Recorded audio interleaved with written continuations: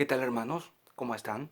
Les habla el Padre Rafael Chávez desde la parroquia Reina de Todos los Santos de la ciudad de Concord, California.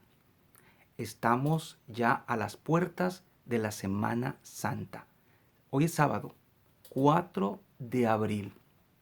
Ayer fue viernes, que llaman de concilio, y las lecturas de hoy particularmente nos están hablando de esa puesta de acuerdo entre las autoridades para matar a Jesús.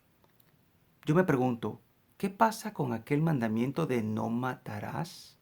Y precisamente es el Sanedrín, la máxima autoridad institucional religiosa, quien se pone de acuerdo para matar a un hombre. Vemos como todo esto está como dominado por el mal, dominado por el maligno.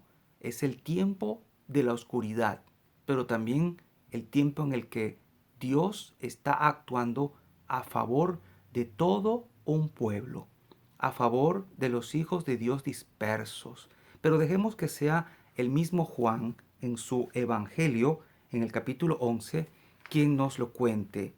Dice así: en aquel tiempo, muchos de los judíos que habían ido a casa de Marta y María, al ver que Jesús había resucitado a Lázaro, creyeron en él.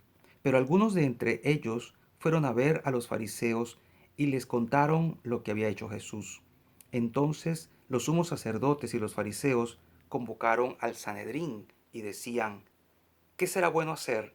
Ese hombre está haciendo muchos prodigios. Si lo dejamos seguir así, todos van a creer en él.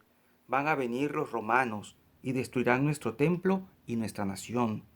Pero uno de ellos, llamado Caifás, que era sumo sacerdote aquel año, les dijo: ustedes no saben nada. ¿No comprenden que conviene que un solo hombre muera por el pueblo y no que toda la nación perezca? Sin embargo, esto no lo dijo por sí mismo, sino que siendo sumo sacerdote aquel año, profetizó que Jesús iba a morir por la nación. Y no solo por la nación, sino también para congregar en la unidad a los hijos de Dios, que estaban dispersos. Por lo tanto, desde aquel día tomaron la decisión de matarlo. Por esta razón Jesús ya no andaba públicamente entre los judíos, sino que se retiró a la ciudad de Efraín, en la región contigua al desierto, y allí se quedó con sus discípulos. Se acercaba la Pascua de los judíos, y muchos de las regiones circunvecinas llegaron a Jerusalén antes de la Pascua para purificarse. Buscaban a Jesús en el templo y se decían unos a otros: ¿qué pasará? ¿No irá a venir para la fiesta? Palabra del Señor. Gloria a ti, Señor Jesús. En esta lectura, obviamente, vemos cómo se confabulan en contra del justo, en contra de Jesús, para acabar con él. Jesús vino a traernos la verdad de su Padre Dios. Jesús vino a instaurar una nueva alianza que va a ser sellada con su sangre. Y su muerte en la cruz era necesaria. Pero obviamente vemos cómo, paralelamente al plan de Dios, va a venir el plan de los hombres tramando en contra de Jesús. Es difícil a veces lograr entender cómo el plan de Dios y el plan de los hombres van por caminos distintos, pero todos se unen, ambos caminos se unen históricamente en una misma situación. Jesús va a morir por el pueblo, va a morir. Humanamente es algo tremendamente injusto, pero en el plan de Dios, en la ley de Dios, era lo que tenía que ocurrir. Humanamente ha sido algo terrible, algo tremendamente doloroso, pero en el plan de Dios era lo único que podía salvarnos de la condenación y de la muerte eterna. Humanamente se confabulan los líderes religiosos de su tiempo, violando todas las normas de la jurisprudencia, violando las normas del código moral, condenando al justo a la muerte, pero en el plan divino ya estaba todo esto profetizado. Él tenía que ofrecer su vida en rescate de todos. Por eso es que nosotros humanamente podemos ver las cosas desde una perspectiva y Dios las ve siempre desde otras. Esto es una invitación a no desesperarnos, a no ver solo las cosas desde lo humano, sino a tratar de entenderlas desde Dios. Y uno puede decir, ¿cómo las puedo entender desde Dios si yo no soy Dios? Yo soy un hombre, soy un ser humano falible y solo podemos tener la limitada comprensión de las cosas desde nuestra mente. Por eso es que tenemos que recurrir ahora más que nunca a la fe.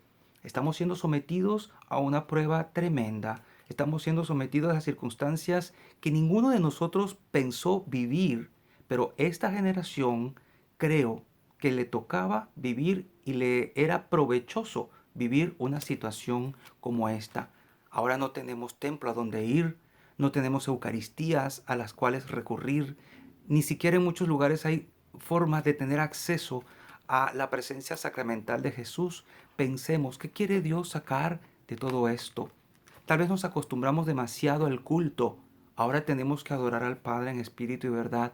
Tenemos que hacer de nuestra casa un templo, la iglesia doméstica. Y cada papá tendrá que hacer allí de sacerdote.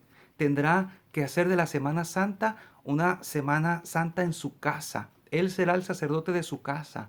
Él tendrá el Domingo de Ramos que presidir lo que se vaya a hacer allí en oración.